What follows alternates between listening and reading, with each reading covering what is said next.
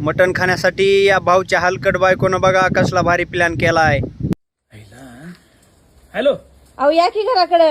अगं आलो की ग, पाऊस आहे. बरोबर, मग संध्याकाळी तुम्ही जेवायला जाणार आहे सण? मटण आहे म्हटल्यावर थांबतात वय, मटण आहे म्हटलं जाणार की मी. मग तिथे लेडीज कोणच नाहीत? कुणाचीही फॅमिली नाही, फक्त समूह आणि मी जाणार आहे. सगळी जेंट्स आहेत लोक. बरं ऐका मग, हा. तुमची जीनची पॅन्ट आता ट्राय करून बघितलोय, बसत्या, जरा पट्टा घालून बसवतो. काय ते?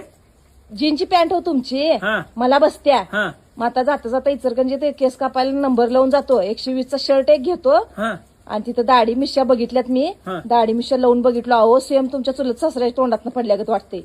मग तू दाढी मिश्या आणि माझी जीन्स पॅन्ट कशासाठी घालल्यास? अहो मी पण येतो की जेवायला तुमच्या संगत. तू मटणासाठी झिरो मशीन केस कापणार टक्कल करल्यास? अहो लय भारी वाढत्यात हा. तिथं यात्रेत, मटण लय वाढत्यात.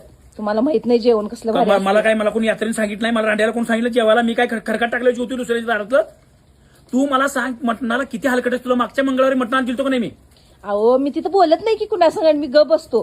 तू झिरो मशीन केस कापल्यास? होय पॅन्ट शर्ट घालणार आहेस? होय. हा, मग मी साडी नेसतो, मी मिश्या काढतो, मी पाक बुकना करतो, तू उलट कर. आलो थांब.